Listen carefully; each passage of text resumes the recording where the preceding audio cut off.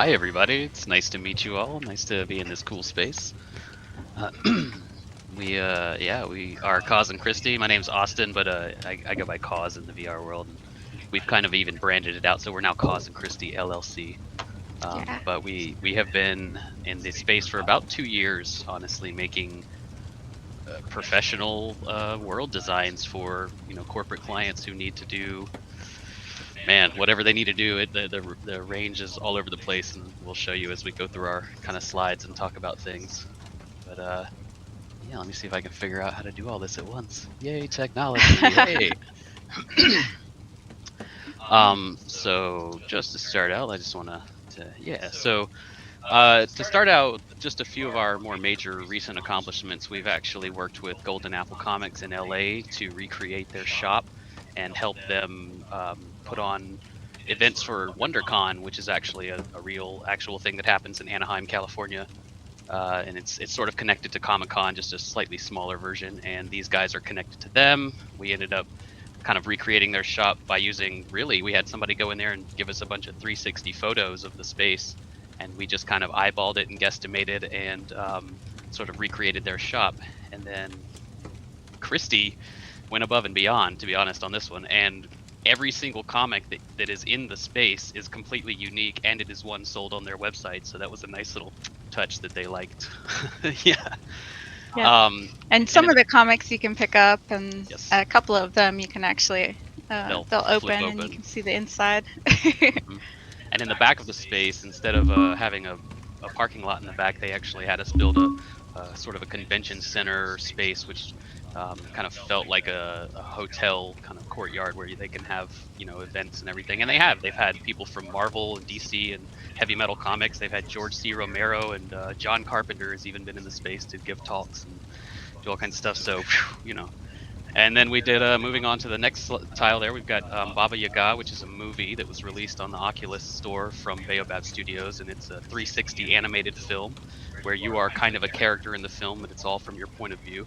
And they came to us through another person. We'll get to that in a bit, but they basically worked with us and to recreate the feel of their movie. Like the movie itself was a lot of 2D assets created to feel 3D, but we ended up creating an actual 3D space out of textures that they had given us. And we had their actual VR red carpet premiere in there with Jennifer Hudson and Daisy Ridley, who were actually in headset and were in there with us.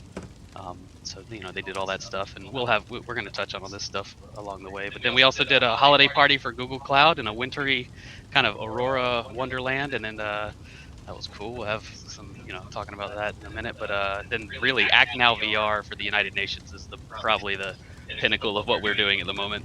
And I heard when I came in, I heard somebody talking about digital twin, and I think maybe if that's a program, but we are creating digital twins of real life locations, basically, that are UNESCO cultural heritage sites around the world. And so we are basically working directly with them to create these sites and put on events once a month throughout the year that bring awareness to sustainability and climate change and various actions in their SDGs. So, how did we get here? Oh yeah, and I should also pay attention to the chat. Sorry, guys. I'm not good at this multi-chat, multi-world. So I'll let Christi talk about herself real quick. Yes. So all of this we've done in the past couple of years since the pandemic started. So what were we doing before the pandemic? I was a student at UNC, University of North Carolina, and I was doing a dual degree program studying sustainable design and emerging technologies, and really getting into VR for storytelling and training purposes. While I was a student, I created a few different experiences.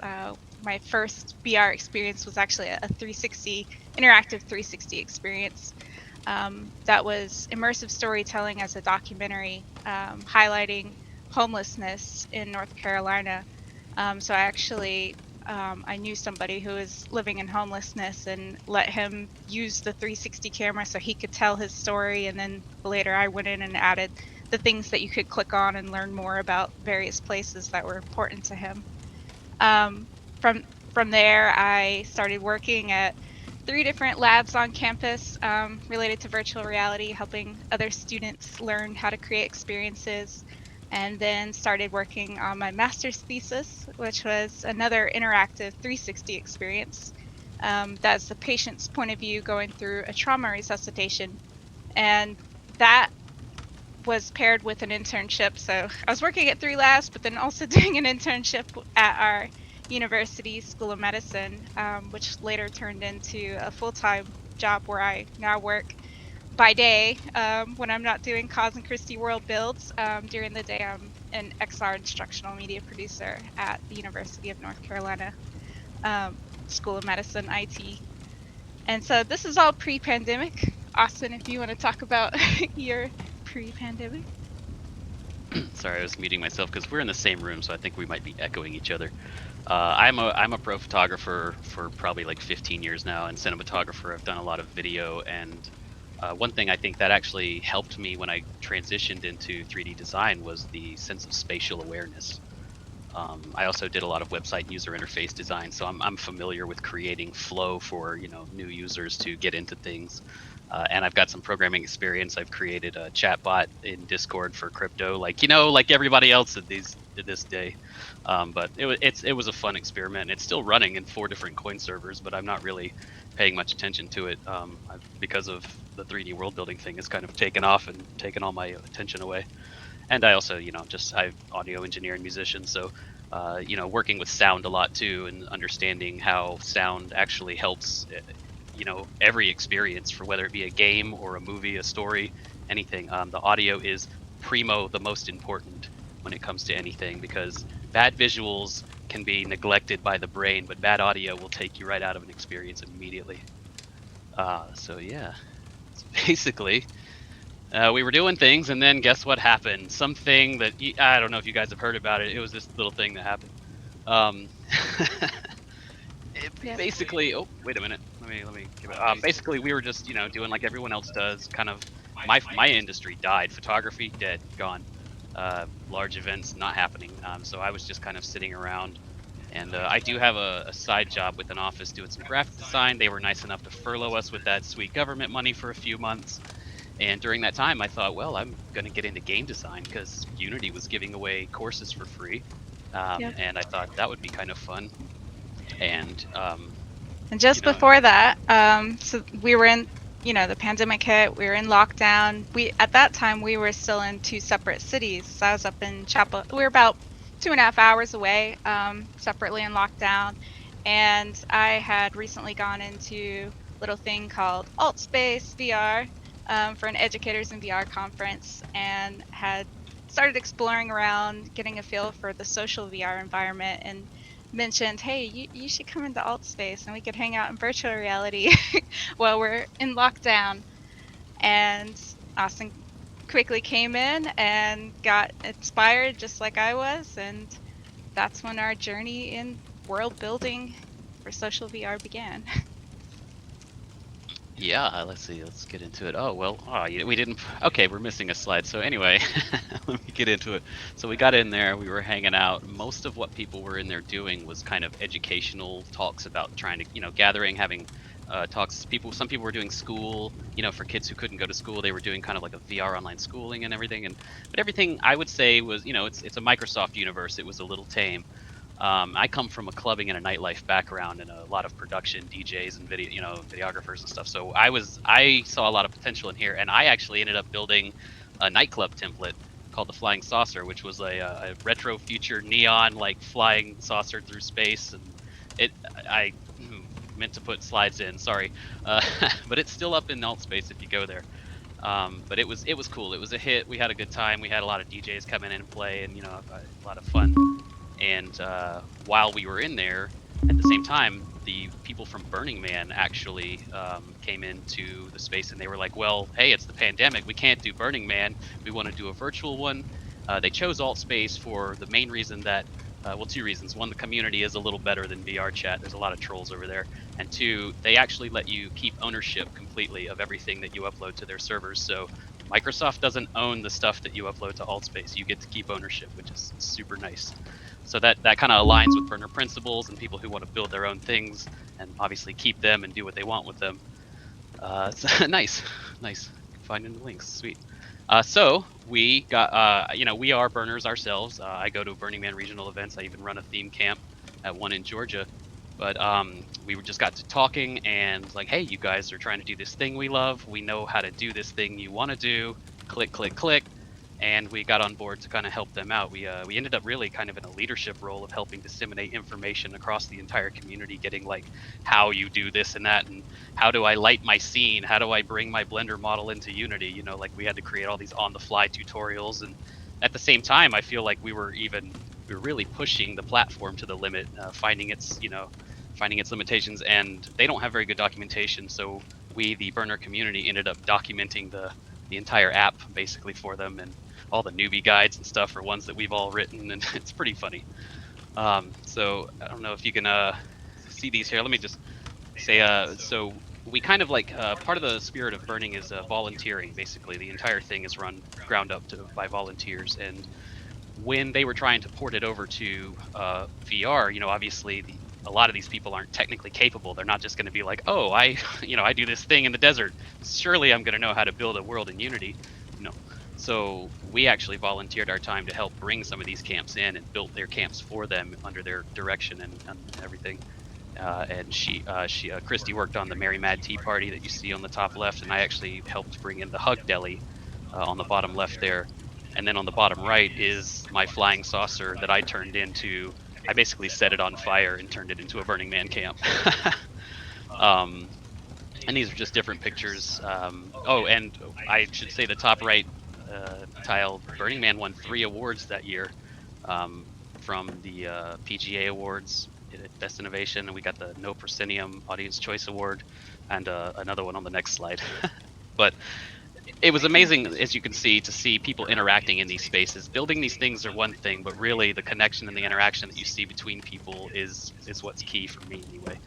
And so many discussions have happened, and so many friendships have been made, and like even relationships have formed inside of some of these worlds. It's kind of a crazy thing, but as we're talking about professionalism here in the burning world, we're still in the volunteering level. So we were still kind of like amping our skills up at this point and really kind of getting to where we wanted to get to. But this kind of forced our hand in learning a lot of techniques in Unity really quickly, and trying to get them, get other people up to speed, get ourselves up to speed, and make this performant. Because as you guys probably have experienced, the Quest doesn't have a high threshold of performance level, so we had to make all of this performant on Quest. So that was a big challenge. And from there, and I think I'll let Christi take this next one, but from there we met a woman named Layla Amirsadeghi, who was working with Burning Man at the time. She is currently the lead events coordinator of Microsoft's AltSpace department now. But at the time, she was running this company called Mesh. Well, I'll let you take this one. Yeah, Layla, her company Mesh, she is a producer who is well known for launching large-scale immersive events in the physical world. So these were live in-person events with augmented reality and, an added layer to the experience. And when the pandemic hit, she, like us, saw the shifts to virtual reality and came to us after seeing what we were doing in the BRCVR, the Burning Man builds, and asked us if we could build three different worlds. And so we actually were working on these 3 worlds. The events happened on different dates, but the builds were kind of overlapping at the same time. So it was a really busy time, but it was a whole lot of fun. The first one that we did was this UN-sponsored Yanga event. It was essentially about giving a voice to youth, and the event featured Pitbull. He had done a performance on green screen, and so we brought that in. We made a whole world for his performance. We animated it to make you feel like you were going on a trip across the world. You start in space, and then you fly down to Earth, and you go visit different locations. And we actually have a video short that they had done screen recordings during the event, and they put together. Yeah, and I was gonna say all of the it was all at their direction of like the video background and everything. We didn't actually create the background video in what you're about to see. That was actually done by a different company, but we did take their green screen footage and sort of like key it out and bring it into the space as sort of a hologramic experience. So first you're gonna see this video real quick. It's just gonna show them kind of enjoying their space, and then they'll actually show the full performance. And I'm glad video actually worked on this. So. Yeah, and you'll notice animated 3D objects that are timed to the performance as well. I'm not sure if it's sharing audio.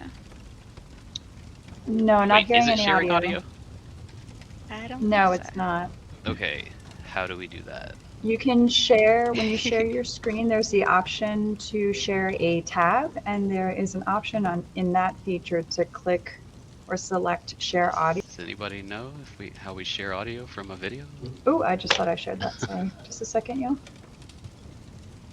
I'm not sure if Liv can hear us. I don't know. Sorry, y'all. I was totally giving you wonderful advice and you couldn't even. Nope, sorry. I'm here for you, though. Should have some sort of admin that can speak from anywhere. Yeah, the God complex. So if you would mind resharing your screen again, there's the option when it gives you 3 different tabs to share. Look to the right and it will say share a selected tab. And in there's a check mark option to share your audio. Let's give that a try. Oh, I see. Okay. There we go. All right, try it again. Yeah? Shablam! Yay! Excellent. Sound helps when watching a music video.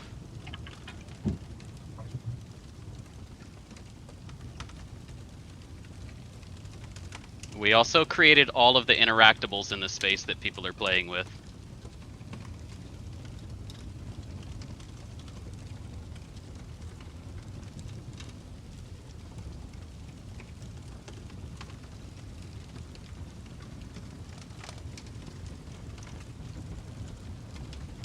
Hey, that was us.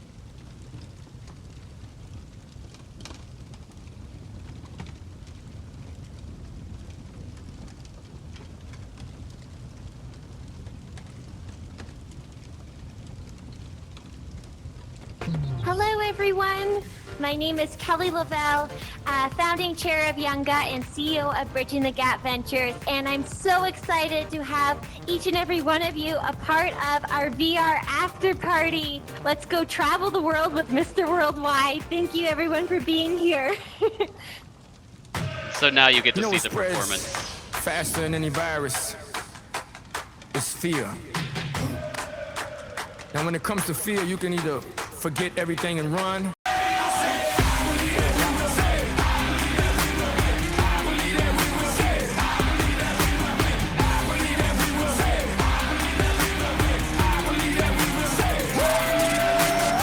It's not how you fall, it's how you get back up. And what don't kill us make us stronger, boy. Bet that up. Take a swing at us, you better hit hard. Cause when we swing back, it's like, oh God. It's time to knuckle up and fight hard. Now let's all buckle up and fight hard. Que Dios bendiga a todas tus familias, mi amigo. Se parcha mandito, vamos darle duro este video. Say it with me. I believe, say it with me. I believe that. Say it with me. I believe that we will win. Hear me say it. I say it. I believe that we will say it. I believe that we will say it. I believe that we will say it. I believe that we will say it. We can lose the battle, but we gon' win the war. I'm from the bottom, I'm that uncut, real raw. When things get tough, that's when we show up. That's when we show out. That's when we show yo. It's time to knuckle up and fight hard. Now let's all buckle up and fight hard. Que Dios bendiga a todas tus familias, mi amigo. Se parcha mandito, vamos darle duro este video. Say it with me. I believe. Say it with me. I believe that. Say it with me. I believe that we will win. Hear me say it. I say it. I believe that we will say it. I believe that we will say it. I believe that we will say it. I believe that we will say it. Bottom line, No matter what, face everything and rise. And there you have it. So yeah, that I saw the question was in the chat if it was a live or a file, and it was pre-recorded. The entire thing was staged to make the audience feel like it was live, and he was actually there apparently in headset, incognito, in an avatar that we didn't recognize, but we were told later that he was there to like gauge it and see how what people thought. But the thing is, it wasn't actually Pitbull's thing; it was Younga's thing, and Pitbull happens to be a sort of a sponsor partner of them, and so that's how it kind of got tied in. But yeah, we had a really good time putting that together, all the different pieces. And when you are there in VR, you know, you see the live dancers hollow screened or whatever they were calling it, just green screened out there. You have the background doing things that it's all going with the song, and then of course you saw stuff kind of flying out into the room and around. And Christi actually did a lot of that work, bringing everything to like time with the music and like fly around. It's all the different locations that the video was going to, and you know, it's honestly, I wish it was there that people could see it over and over. It was a one-time experience, and it was so complex that I don't think anybody, you know, it's just like, wow, you know, and then it was over, and nobody got to really scrutinize it. Yeah, this particular performance, it was a green screen, pre-recorded.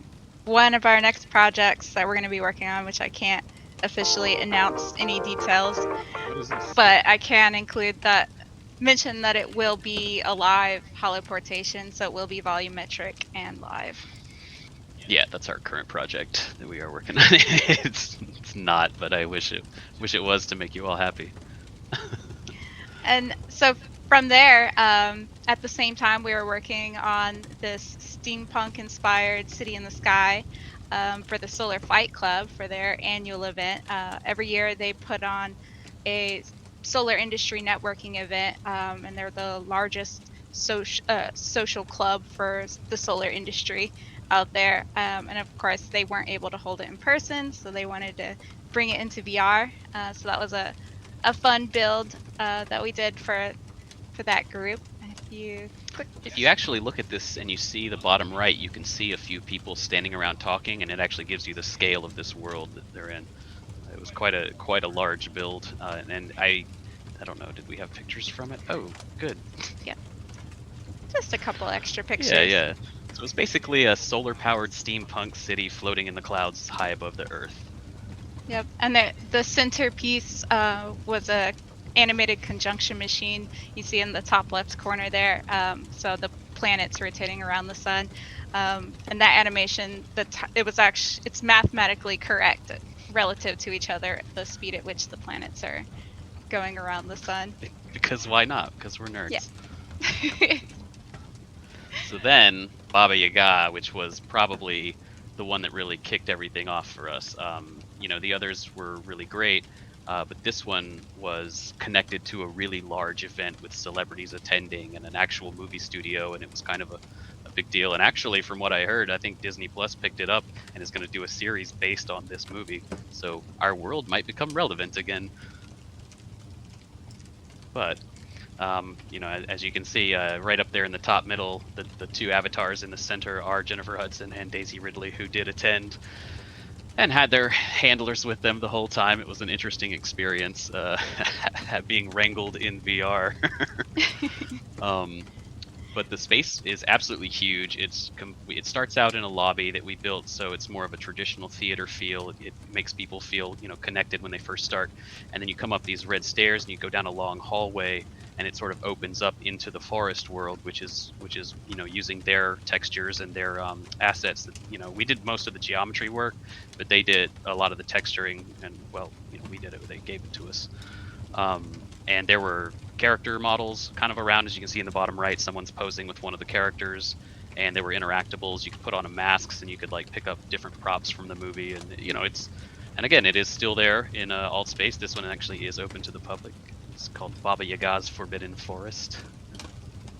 And you can just see a few extra slides here. We had a mirror where people could look at themselves, and that's actually Daisy Ridley and Jennifer Hudson goofing around in front of a mirror, as you do in VR. If anybody's ever been in VR chat, all people do is stand in front of the mirror. And just a few shots of the space there and the different characters. You know, Daisy and Jennifer standing next to their characters in the movie. And then we had the Golden Apple Comic Shop, which we'll just get more into this. Basically, you can see in the top left there, we had cosplayers coming in, like doing custom avatars, like looking like superheroes and stuff. We try to sign each of our worlds, so of course somewhere in there we'd like to put our name and our credit that we made it, but we don't want it to just be some overt, like this is made by us. So in this one, we actually, as you can see in the top right there, we made comic books and had our website on it and a little description, and kind of just had them laying on the counter there, so nice and indiscreet if someone happens to look over. Oh, hey, look at that.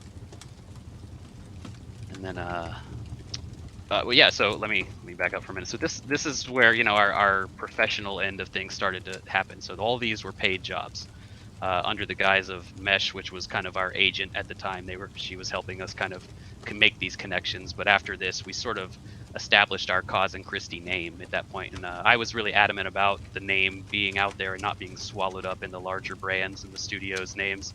So we always made sure that we were interjecting ourselves out there, and it pays off. You have to have some persistence in that kind of thing. So then 2021 rolls around. Oh, how long did it take you to do projects like this? Good question. Basically, I would say, but I mean, all right, so Golden Apple, what was that? Probably like 120, 150 hours or so. We generally range between 100 and 200 hours when we're doing these things. Sometimes they go over. We've had a few that have been 200 to 300 hours. It is definitely a lengthy process if you want to get really detailed. You can slap things together very quick and gray box and do all that, but if you want to get nitty-gritty into the details, the lighting, if you've ever tried to light a scene in Unity, man, you guys may know it's a pain in the thing. But yeah, it takes quite a while for a lot of this. Some of the fun stuff, though, it depends on how into it we are. If the client has a lot of feedback, like the Baba Yaga studio people had a ton of feedback, and they were just nitpicky about every little thing, and rightfully so. It's their IP and their brand, and they want to make sure it's right, and we want to make sure it's right for them. But sometimes people will come to us and I've got this idea, and we make something, and they're just like, I love it, let's go with it, and it's a lot easier. Yeah, that's how the Solar Fight Club went, essentially. Yeah, I'm pretty sure Solar Fight was done in probably like 70 or 80 hours. Like it was fun. They were just rolling with whatever idea we had. And so that it's nice to be able to take that creative freedom. And, you want to talk about educators? Sure, yeah. And so from here, we still continue to do volunteer builds here and there. So I volunteered working on a gallery for the educators in VR community. They wanted to just have a gallery that features portals to subworlds about past presentations that they have done in AltSpace VR. And then in the bottom, that's the top left. The bottom left, for BRCBR, another volunteer build was the Eco Zone. So essentially, the second year of Burning Man BRCBR, we had multiple zones that you could then go to lots of different camps through portals in those zones. So this picture here features multiple entryways to get to subworlds, like extra camps and everything in the eco zone. All those camps, their whole message, their values are about sustainability. So they were collected here in this zone. And if you want to mention your bottom right. Yeah, so part of the spirit of Burning Man, actually, as we got into it, I always like to make something new and unique, and I had already done a world or two last time, so I didn't want to make just another, a space to exist in. I wanted something that was a little more theatrical, in a way, something more entertaining. So basically, do we have, so as time goes on, so when you're in this space that I built, it's called Donna Summer's Sunrise Party. And it's still on AltSpace, and I highly suggest you visit this one if you get a chance. It's an experience. Turn your headset down a little bit because it's a tad loud, but just let the song play out. The entire world animates around you, and I basically created it as a digital edible hallucination out in the middle of the desert. You find a piece of cake, you eat it. You shouldn't do that, and this is what's going to happen afterwards. And essentially, I won't show you too far. But the cake eventually melts, a disco ball comes out and is struck by lightning from the storm around it, and then a lot of stuff starts to happen. And I'll leave it up to you to go in there and have a good time. But the fun part of that world is when you're done with the experience, about 3.5 minutes in, it'll end, the song ends, and it has a nice grand finale animation, and then it's over, and then you're hanging out, and it's a nice calm space while you're there, but you get to see other people coming in, and you get to see their reactions because everything's asynchronous, and it's actually, this world was built to exploit a problem everybody has in alt space where animations are asynchronous between users. So instead, I thought it was a feature, and I made it so that you can actually watch other people kind of like tripping out in the desert, like while you don't see anything. And as an added bonus, there's a layer in alt space where you can put your objects that don't react with the camera. So I made everything, so if you take a picture in there, it's just you standing out in the middle of a sunny desert with nothing happening around you. So essentially, it's a total hallucination, the entire thing. So that was my gift for the community last year. I have no idea what I'm going to do next year yet. So then, well, this is kind of an aside. At the same time all of this was going on, someone was creating a WebXR award series for, outstanding WebXR experiences, and they're calling it the Polys, and it's really picking up some steam. And they've got a whole entire summit series they do where they bring a lot of us. We've actually participated in a few of these where just experts in the field coming together and talking about various topics. There's been a lot of jokes about the name, trust me.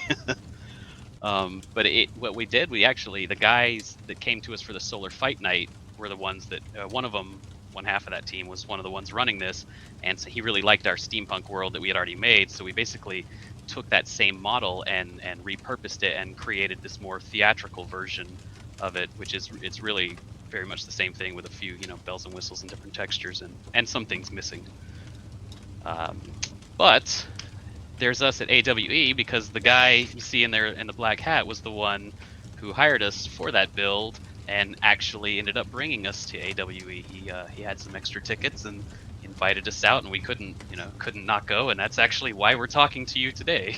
Yep. Because that's where we met Heather, sitting there eating sushi. Yeah, but while we're there, Christy had a presentation while we were there, so I'll let her talk about that. Yeah, I joined their panel about WebXR. So all of us had HoloLens 2s on, and I took some of the models that I had created. You can see in these pictures that conjunction machine from the Solar Fight Club, and turned it into an AR experience.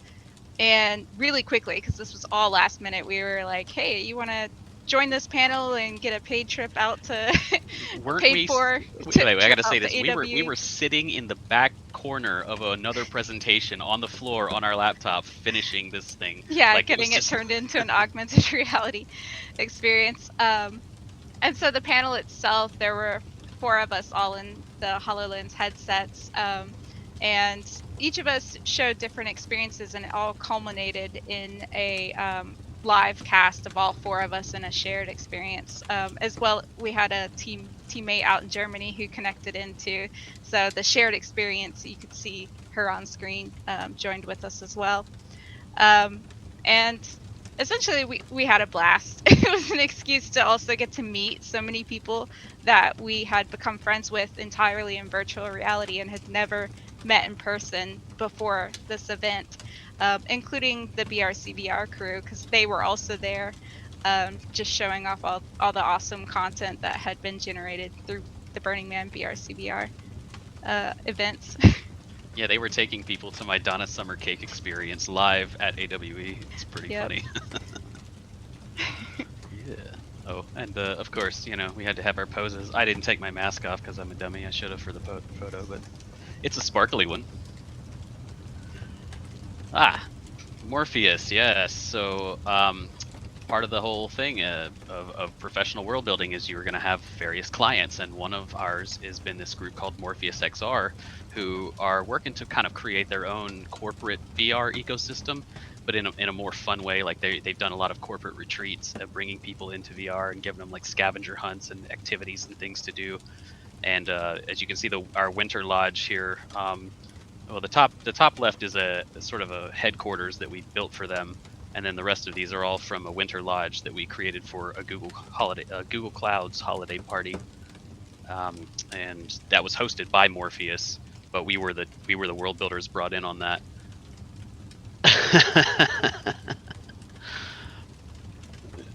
Sorry, I just saw the chat. The red pill, yeah. Pretty much.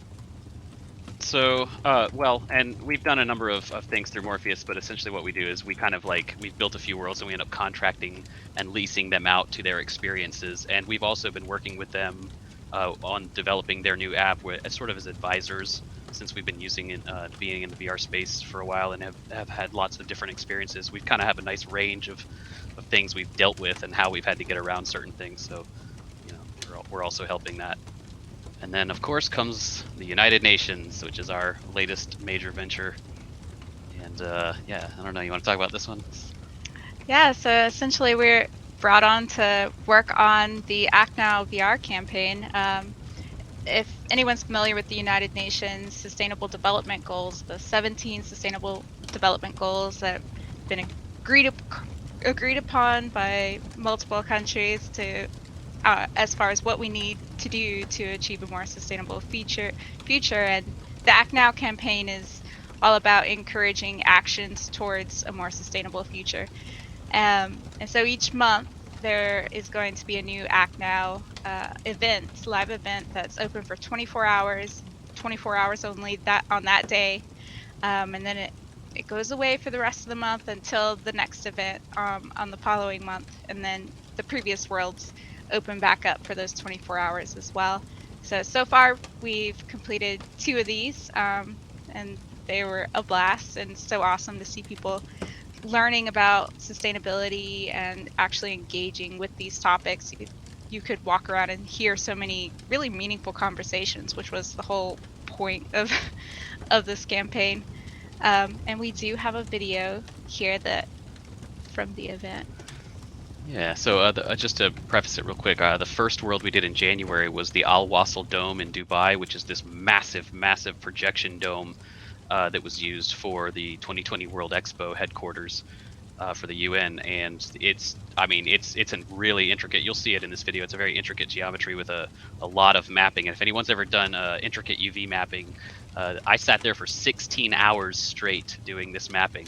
So it was a super pain, but it was very much worth it. Once it was tightened up and everything, the guys that did the video used that mapping to create, effects and masking so that it looked like it played with the geometry as the real one does. So we'll show you their little recap.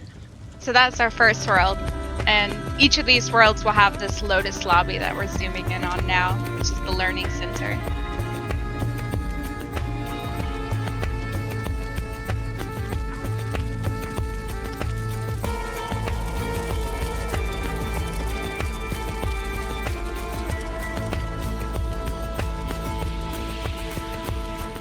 On behalf of the entire team at the Act Now VR experience, we welcome you to Meta Dubai. I like it so much. It's really good world. It feels amazing because it connects us with the physical and the digital world. It's like I'm in Dubai, but I'm not in Dubai. It's been so great getting to know people all over the world. It's really incredible. I didn't expect this. Act Now is the United Nations campaign on individual action on climate change and sustainability.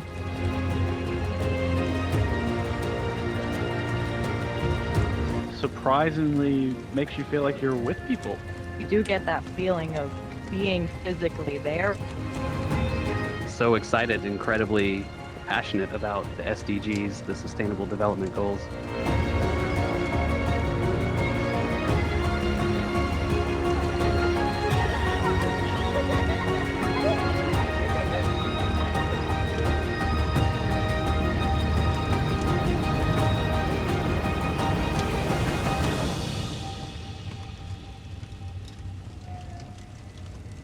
Projects like this really illustrate how the future of the metaverse can bring people to other worlds, really bring the world together in a way that just regular websites and the internet hasn't been able to do.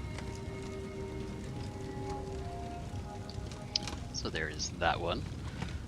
That was probably one of the most ambitious things we had done, that mapping experience for sure. But even the Lotus lobby, the areas around it, we took a lot of care to create audio immersive areas where we had like fire crackling like you can hear right now.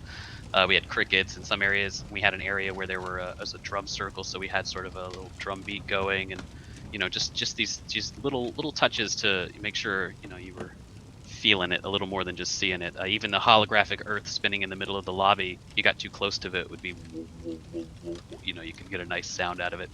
Every little thing we could pack in there. Immersion is key. And what is this? Is this the same video? Sorry, it keeps repeating videos. You have to click to the side to go to the next slide. I don't use presentation much. These are just some photos from around the space of, we had a team of volunteers who were kind of orientating themselves so that when, it was a 24-hour worldwide event, so there was needing to be staff, all throughout the day. So they had a huge team, and this was sort of some from them training. Yeah, and we had staff who spoke different languages to be present because we really did have people coming in from all over the world, which is amazing to... We went in at various points throughout the day, and you could hear conversations in many different languages, which is just so awesome that everybody was able to come together in one space, regardless of where they physically were. Yeah. But don't get it twisted. It's not our staff. We were we were brought in on this. I'm just, as we're speaking, don't think this is a super ambitious project. This was a lot of people putting a lot of things together. We just were the ones that happened to build the 3D world itself. But there was a ton of other stuff going on behind the scenes with a lot of other people to get all this coordinated. And just, yeah, these are some more people just kind of hanging out and enjoying the space. It was a fun time. But then we had to outdo ourselves for the next month. So what now? So now we actually got charged with making Uluru, which is a formerly known as Ayers Rock out in the outback of Australia. Total Aboriginal, national park essentially. And so this one was a lot of research. Yeah, and the really neat thing about this particular World Heritage Site is that the land is actually managed by the local Aboriginal tribe there. They work in collaboration with the Australian government to manage it, but they were given back their land in, I think it was 1989, and given back what they had traditionally done to manage the land. So it was a great example of, what we would hope to see in other meaningful sites like this around the world. Yeah, definitely trying to bring some awareness and education while still entertaining, of course. And a couple cool things we did in this space were playable didgeridoos, essentially. And what I did was I got a didgeridoo model I made, and then I put 2 sound bubbles on either end. So when you held it up to your face, you would hear one. But if it was a larger sound bubble at the other side, so if you stuck it in someone else's face, they would hear it too. It was just playing on loop, it wasn't anything, any mechanism, but it was enough to create the semblance of it. And we also had some boomerangs, which did not come back because we didn't have the mechanics in place. But if you threw them far enough, they would disappear and respawn right in front of you. So it felt like they were coming back. But this one was very cool. It was an incredibly huge, ambitious open space. We were creating an entire kind of like national park feel experience. So we had our area where everybody kind of was gathering around the main area in the lobby and the stage, and then we had this long, what they called Lukata walk, which is this snaking path that goes out into the outback where you could, we put some animals and some plants and some nice we made sure wilderness all sound the effects. flora and fauna was actually local to the area and what you would see if you visited in the physical world. And the rock itself, I saw a question. We actually used satellite data and GIS to create the rock, so it wasn't just like a guessing game of I think the rock looks like. We actually brought in a GIS model. Blender is what we use, and there's actually an add-on for GIS, and so you can go and find sites where I guess the satellite capture is good enough quality. And luckily it was for this. And then you can add the actual terrain height levels, apply that to the satellite imagery once you've captured it there. Yeah, totally. Yeah, we can talk about the tools at the end for sure. And I saw, yeah, Game Design 101. That's absolutely true. And I keep telling people it's not Ready Player One, it's Ready PlayStation One.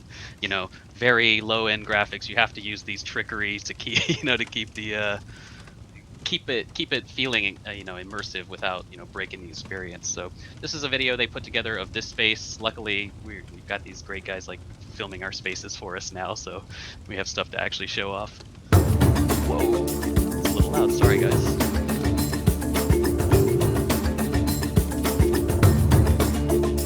Oh, I forgot to mention the entire sky was an incredible trippy show the entire time. The serenity, it was beautiful. The music, the people were friendly. It was the kind of place you'd want to go and just stay. You want to sit for a while and talk. The reason we decided to create a VR experience for the Aboriginal people of Uluru for Social Justice Day is because they successfully have managed to establish a joint park management plan that respects both Aboriginal law and Australian law, enabling them to be recognized as both owners of the land and employed as stewards of the land.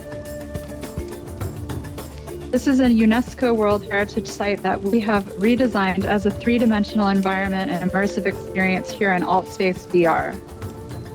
So I grew up in Darwin, spent a lot of time in Alice Springs. Totally impressed with this world. I love the expansiveness of it. I've been bringing my students in. I have a 6th grade class. Have been able to bring them in more on a weekly basis to different worlds that I think are helping us extend our classroom.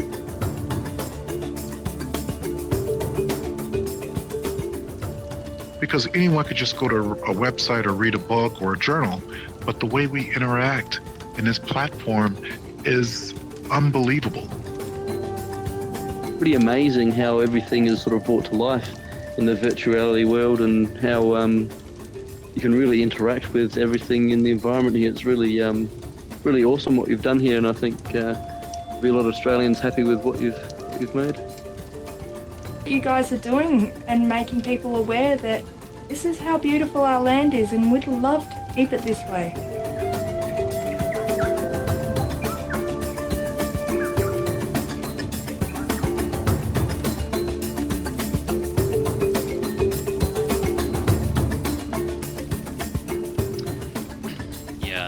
As you can see on the right there, Minds Over Matter are the guys that did the production or the projection mapping on both the dome and this world. So yeah, the ones video that, makers. they're doing all the cool visuals. We feel lucky to be working with them because they do good work in a short amount of time. Hey, I clicked to the side, it didn't work. And then I was gonna say just I think one of the things I should say is when you are working for clients, you're gonna have diminishing timelines on every project. We had 4 weeks to create Al Wasl. We had 3 weeks to create the Uluru National Park. We were gonna only have 2 weeks, oddly enough, for this next one, but they pushed it back for us, thankfully. And yeah, so this brings us to honestly one little side project that I'm just doing right now. Is the working with the comedy group in VR called Fail to Render. It's these guys in AltSpace who do weekly stand-up comedy. They're very professional about it, and he's running an actual club. He's getting comics from all over the country now to like start tuning in, and or putting on their headsets and coming to do a set. And it was a lot of fun. So these guys, I've enjoyed their work for a while, and they came to us and they actually want us to build them a club that's in Austin, Texas, where they are. They want to recreate a certain one that's there, but in the meantime, they kind of had a rug pull happen where someone who was running all their worlds kind of got kicked out of the group, and they took their football and went home. So they were sort of homeless with no club, and they were going around for a couple weeks to different worlds, and sort of borrowing the stage essentially. And even one of those worlds was one I made where it was a moving ship, and one of the comedians got sick and couldn't even go on because the world was moving at like a mile a minute. It was incredibly slow. You have to be real careful about making people nauseous in VR because it kind of happens anyway. It's happened to both of us plenty of times. You need astronaut training, they say. So, but I was real careful to make this space feel as low-key and legit as I could, like an actual underground comedy club. You know, the brick wall, the neon sign, you know, everything in there. And yes, Heather, please, I mean, like, let them know, because these guys, they have an open mic every Monday. Like, they are a good group.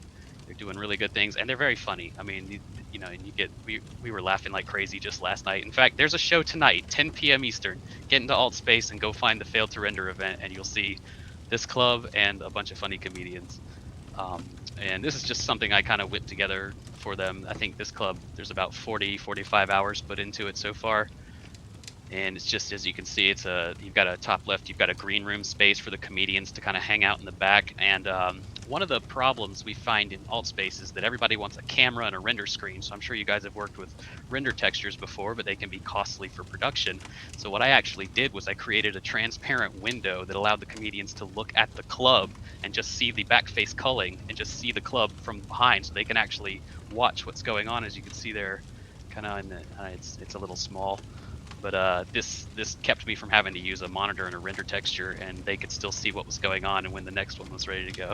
So I thought that was a nice touch. And when you spawn in, the top right picture is where you spawn in, and I just kind of like, I cut out a little maintenance closet, and my idea was I was actually going to put a door there and let there be sort of a back way to get to the green room for the comedians, but we ended up just kind of using it as sort of like a poster spot. And I don't know, I just really love the yellow maintenance light bulb. And the same idea I used in the DJ booth, where I basically just made it look like another little maintenance access turned into something else. There in the bottom right. Yeah, the bottom right. Sorry, it's so I made a black light bulb and just shined purple light on everything and used some emissives. And I do plan to put a black light poster on that brick wall, by the way. And then the bottom left, you can just kind of see like the club itself with the view from the stage and everything. It's just been a fun project. It's really nice so far. Gotten a lot of compliments from even the comedians on this one. But I think they're just tired of being in cartoon campfires and moving spaceships. So anyway, that's kind of our presentation for the time. So yeah, thank you all for having us. And totally, yeah. If you have any questions, yeah, we we'd would love to chat and answer whatever we can. Totally. Hit the Z, get a little dance going on. All right.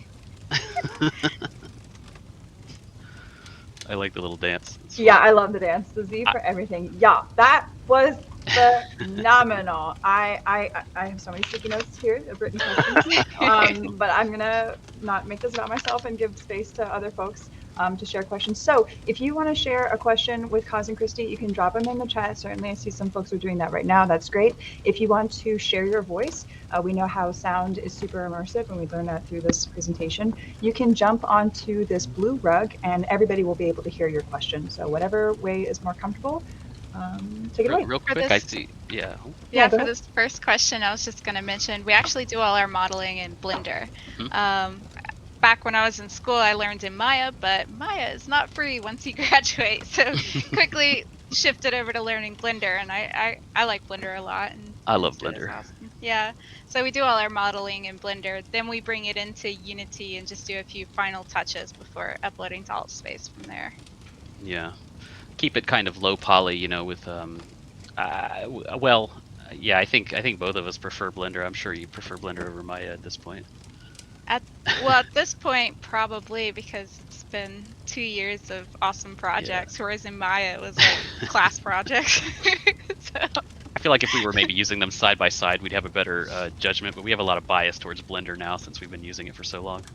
SketchUp, no, I hate having to. Actually, started in SketchUp, yeah, many years ago. We had a green architecture and sustainable design class, which was a really cool class. But it was all about looking at different sites in the city and how they would be redesigned sustainably, to improve social capital and those sorts of things. So that was the first introduction to the 3D sphere, was SketchUp back in the day. I actually make all my 3D with ASCII characters and C# code. Thank you. Why do you hate yourself? I don't know. I just saw some donut code the other day and it made me think of that.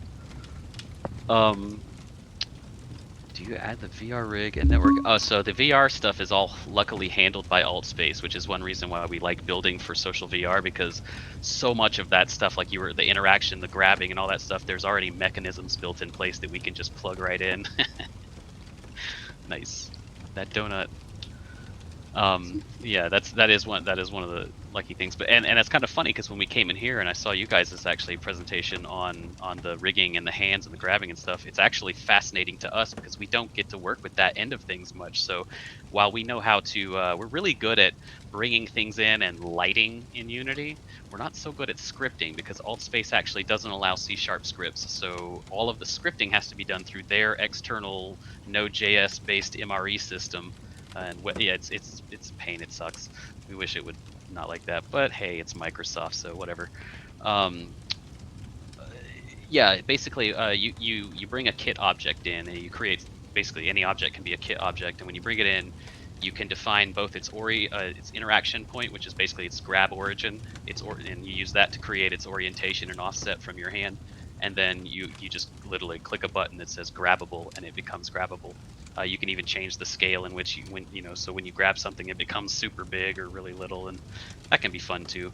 But most of that's built in, and there's not really a lot of freedom of movement in their system. Like they're really good about, they have most of the things we need, but we've definitely run into a lot of stuff where we wish we could do a little more, and we just can't because of the limitations. Yeah, right now, if we want to do scripting, which we have a few worlds where the interactions are a little on the next level, we have to do it actually with TypeScript because AltSpace has a separate MRE system that allows you to do the triggers and things like that. So rather than C#, which would be nice to be able to just do it directly in Unity with C#, we have to separately work that out through TypeScript, through the MRE system in AltSpace. So I have a question. A lot of the people here are students, and you're not very far out of college, right? So what advice do you give for students who are either in college now or approaching graduation to get into this space and start doing this? Because you've clearly made a career of it. I mean, you have a day job and a night job, right? Right. Basically. It sounds like your night job is becoming your day job very quickly. So would love any advice that you have for our students. Yeah, definitely. I think a good starting point while you are still a student is to find out, first of all, about the clubs on campus. I believe, Heather, that you were talking about like a lab on campus, a central lab that everyone. That's us. Hey. Yeah. And so if you're a student and you haven't gone, I imagine, are all the students here, do they come to your lab, and are they part of your lab? Awesome.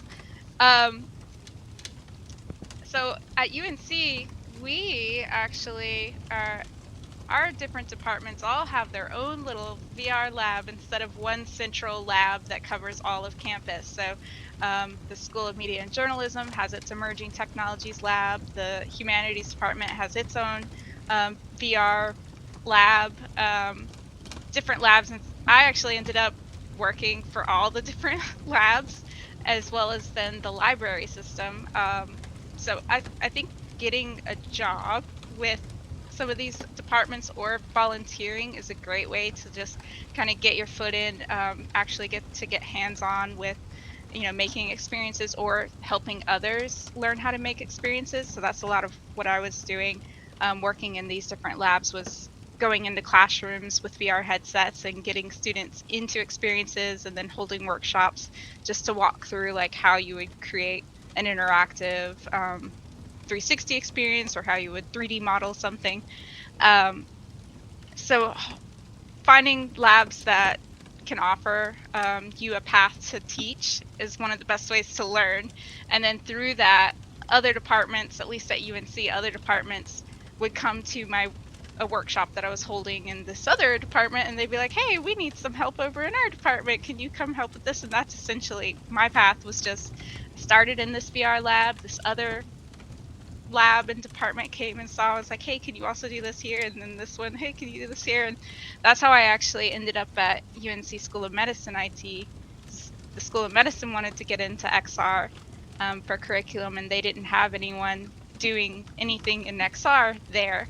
And they came to one of my workshops and was like, hey, we have a project that we want to do. Would you mind coming and being an intern? Which then later turned into the full-time position that I am in now. So just getting out there and leading workshops if you have the desire, volunteering to help other classes engage with VR. That's one of the great ways to start networking with others who are interested in, you know, the XR space, and then you'll hear of opportunities through them, because that's the great thing about a network. Yeah, our entire journey has been who we've known, essentially, and it's just been a right time, right place. You know, while you're in school, please take advantage of all the access you have to all of this information and technology, because when you go out of school, all that access kind of goes away, and it's really hard to get again. Yep. You may still have fragments, but you know, still, you have Volunteer a lot to of, give a talk. If you did a cool project for this class, volunteer to just like, hey, whether it's going to your professor or going to the lab and just saying, what do you think about if I held a talk one day during this specific week, and helped others just kind of get a feel for the project that I made and see if they might be interested in doing something similar. I could go through how I did it, and just knowledge sharing is a really great way, I think, to get started with making those connections. I'm really affirmed by everything that you just offered, because we touch on those things, not entirely, but a lot of those things that you mentioned here at the ICS, whether it's cross collaboration with other institutions or focusing on projects that allow you to flex your skills, for example. And there was one more that my brain dumped because I got a message and it made a sound. But speaking a lot, we try to put our students front and center so that they're articulating the values of what the projects are and their contributions to them. And I totally think that this is a great tool. Raise your hand if you're in this chat and you've had to speak about your project to the public in the past or in the near future. I'm definitely looking at you, Jesse, folks that are going to GSV. Yes, great. I have a question for y'all. I love seeing all the different spaces that you've made in literally 2 years. And it feels like Cause and Christi is almost in the same lifespan as ICS. One of our projects that we have is a project that requires us to spin out different sorts of rooms and sites and spaces. And how do you as designers move away from boutique creations that reinvent the wheel every single time? How do you expedite that process to make badass, beautiful rooms that are functional and distinct, but not so far off brand? How do you wrestle with that? We do make a lot of reusable components, a lot of our furniture, a lot of the ways that we've kind of create a few, you know, the accessorizing pieces. So really the difference comes in the spatial layout. We figure out our spatial layout, very much gray boxing, just like game design, you know, start with cubes and planes and just lay it out, figure it out, and then go into it in VR and even walk around your cubes and just feel it out. Oh, that's a little too close, that needs to be further, whatever. And then when you finally get that, then, you know, as you make projects, so many times we have reused couches and tables that we've made for before, lamps and chairs and things like that, and retexture it. Yeah, you know, you can retexture them, but it does start to create kind of a cohesive feel, I think, between them. So when you go into a space, you can kind of see our architectural signature on a lot of stuff, and I think that is just something you have to find over time. Like neither of us went into this honestly even thinking it was ever going to turn into anything professional. It was just a hobby. It was something fun. I was having a good time. And then Burning Man came in and saw it and said, hey, help us out. And we helped him out. And then a bunch of people saw that and said, hey, we want you guys to help us out. And we helped them out. And then a bunch of people saw that. And it's been snowballing like that ever since. That goes back to getting yourself out there, even if it's just, you know, starting with a volunteer project. You know, you hear about the school project, throw your hat in and say, hey, I want to help with this. You know, it starts getting what you can do out there in front of people, so that they can engage you for whatever opportunity they have from there. Lives right. Have fun. You just have to have fun with this stuff, man. Like, don't let it stress you out. We do get stressed. We both of us. It comes down to the wire, or especially the 3-week build. Freaking blender crashed out of nowhere because I was hitting undo too fast, or you know, like who knows? But like, you're gonna come into this kind of thing. But like, definitely have fun overall. If you're not having fun, please stop doing it. Like, go do something else better with your life that you're gonna enjoy. But definitely Or make find sure you have yourself a a passion project. Like if you find that you're Yes. hitting a wall and you're like, oh, this is just not fun anymore, take a step back and actually think, what is a project I would like to do? And just start in your free time, you know, in your evenings when you're relaxing, just start making a passion project, something that reconnects you to why you're doing this. And because of that, you will have the interest to go and look up these little things that you need to know and figure it out and watch that YouTube tutorial that's 30 minutes long that Jesus Christ. But like you'll get through it and you'll do it because you want it, and then you can take that knowledge to other projects, you know. I love it. I really appreciate everything that y'all have offered, and I want to be conscious of the time and how long we've been at this open house, having a great, I literally could stay here all day and talk to y'all. This is fun. It is 4:43 though, so I just want to be considerate of folks' times. If we want to move out of the Southwest, I'm feeling kind of parched and I feel the temperature is dropping as we speak. So maybe we should move back into the LFC, play some final games, and say our final goodbyes. Sound good, y'all? Okay, follow me to the water cooler.